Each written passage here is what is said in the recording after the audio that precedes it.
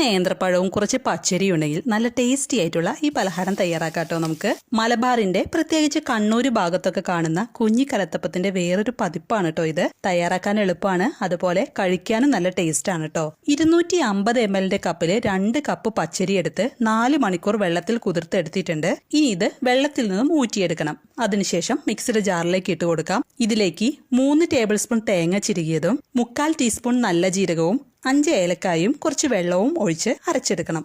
വെള്ളം ഒരുപാട് ചേർത്ത് അരയ്ക്കരുത്, പിന്നീട് നമുക്കിതിൽ ശർക്കരപ്പാനി ചേർക്കാനുള്ളതാണ്. അരച്ചെടുത്ത മാവ് ഒരു ബൗളിലേക്ക് ഒഴിച്ചു കൊടുക്കാം. ഇനി ഒരു പാനിൽ 1 ടീസ്പൂൺ നെയ്യും കുറച്ച് വെളിച്ചെണ്ണയും ഒഴിച്ച് 3 ടേബിൾ സ്പൂൺ തേങ്ങാക്കൊത്തിട്ട് വറുത്തെടുക്കണം. തേങ്ങാക്കൊത്ത് ഈ പാകമാകുമ്പോൾ 1/4 കപ്പ് ചെറിയുള്ളി അരിഞ്ഞത് പാനിലേക്ക് ഇട്ട് കൊടുക്കാം. അതിനുശേഷം ചെറിയുള്ളി മൊരിഞ്ഞ് ഗോൾഡൻ ബ്രൗൺ കളർ ആവുന്നതുവരെ മീഡിയം ഫ്ലെയിമിൽ വെച്ച് ഇളക്കി കൊടുക്കണം. തേങ്ങാക്കൊത്തും ചെറിയുള്ളിയും വറവായിട്ടുണ്ട്. ഇതൊരു പാത്രത്തിലേക്ക് മാറ്റാം. ഇനി ഇതേ പാനിലേക്ക് തന്നെ ഒരു നേന്ത്രപ്പഴം ചെറുതാക്കി കട്ട് ചെയ്ത് ഇട്ട് കൊടുക്കാം. പഴം വെന്ത് വരുമ്പോൾ 1 ടീസ്പൂൺ പഞ്ചസാര ചേർത്ത് ഇളക്കി മിക്സ് ആക്കിയതിനു ശേഷം പാനിൽ നിന്നും മാറ്റാം.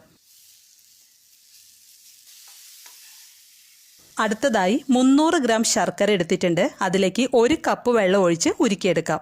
ശർക്കര ഉരുകി വരുമ്പോൾ ചൂടോടുകൂടി തന്നെ അരച്ചെടുത്ത മാവിലേക്ക് അരിച്ചൊഴിച്ച് ഉടൻ തന്നെ ഇളക്കി കൊടുക്കണം, അല്ലെങ്കിൽ മാവ് വെന്ത് കട്ട പിടിക്കും. ആദ്യം കുറച്ച് ഒഴിച്ച് മധുരം നോക്കിയിട്ട് വേണം ശർക്കര പാനി ഒഴിച്ചു കൊടുക്കാൻ. അപ്പത്തിന്റെ മാവ് ലൂസായിട്ടുള്ള പരുവമാണ്. 300 ഗ്രാം ശർക്കര ഉരുക്കിയത് മുഴുവനും ഞാൻ ഒഴിച്ചു കൊടുത്തിട്ടുണ്ട്. ഓരോരുത്തരുടെയും മധുരത്തിനനുസരിച്ച് ശർക്കര പാനി ചേർത്താൽ മതി കേട്ടോ. അടുത്തതായി വറുത്തെടുത്ത തേങ്ങയിൽ നിന്നും ഉള്ളിയിൽ നിന്നും പകുതി മാവിലേക്ക് ഇട്ട് കൊടുക്കാം. ബാക്കി പകുതി അപ്പം തയ്യാറാക്കുമ്പോൾ ഇട്ട് കൊടുക്കാം. അതുപോലെ പഴം വിളയിച്ചതിൽ നിന്നും പകുതി മാവിലേക്ക് ഇട്ട് കൊടുത്താൽ മതി. ബാക്കി അപ്പം ചുടുമ്പോൾ മുകളിൽ ഇട്ട് കൊടുക്കാം. ഇനി 1/4 ടീസ്പൂണിന് താഴെ, അതായത് 2 വലിയ നുള്ള് ബേക്കിംഗ് സോഡ, 1/4 ടീസ്പൂൺ ഉപ്പ്, ഇതെല്ലാം ചേർത്ത് നല്ലപോലെ മിക്സ് ചെയ്യാം.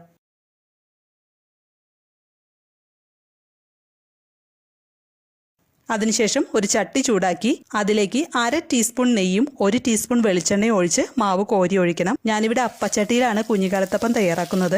മാവ് കോരി ഒഴിച്ചതിന് ശേഷം അതിന്റെ മുകളിൽ കുറച്ച് തേങ്ങയും ഉള്ളിയും വറുത്തത്, പഴം വിളയിച്ചത്, ഇതെല്ലാം ഇട്ട് സ്റ്റൗവിന്റെ ഫ്ലെയിം ലോ ആക്കി മൂടി വെച്ച് അപ്പം വേവിക്കണം. 2.5 മിനിറ്റ് എടുത്തിട്ടുണ്ട് അപ്പം വെന്ത് വരാൻ. ഞാനിതൊന്ന് മറിച്ചിട്ട് കൊടുക്കുന്നുണ്ട്. 1/2 മിനിറ്റിന് ശേഷം ഒന്നുകൂടി മറിച്ചിട്ട് ചട്ടിയിൽ നിന്നും മാറ്റാം. നമ്മുടെ സ്പെഷ്യൽ കുഞ്ഞിക്കലത്തപ്പം റെഡി ആയിട്ടുണ്ട്. അപ്പം കഴിക്കുമ്പോൾ പഴം വിളയിച്ചത് ഇടയ്ക്ക് കടിക്കാൻ കിട്ടുമ്പോൾ നല്ല ടേസ്റ്റ് ആണ് കേട്ടോ. ഇനി കുഞ്ഞിക്കലത്തപ്പം തയ്യാറാക്കുമ്പോൾ പഴം കൂടി ചേർത്ത് തയ്യാറാക്കി നോക്കൂ കേട്ടോ. നല്ല ടേസ്റ്റ് ആണ്. ഏറ്റവും കുറവ് തീയിൽ വെച്ച് അപ്പം വേവിച്ചെടുക്കാൻ നോക്കണം കേട്ടോ, അല്ലെങ്കിൽ അടി കരിഞ്ഞു പോകും. അപ്പോൾ എല്ലാവരും തയ്യാറാക്കി നോക്കി അഭിപ്രായങ്ങളും നിർദ്ദേശങ്ങളും കമന്റ് ചെയ്യണം. അതുപോലെ വീഡിയോ ഇഷ്ടമായാൽ ലൈക്ക് ബട്ടൺ പ്രസ് ചെയ്ത് ഷെയർ ചെയ്യാൻ മറക്കരുതേ. അപ്പോൾ പുതിയൊരു വീഡിയോയുമായിട്ട് നമുക്ക് വീണ്ടും കാണാം. താങ്ക്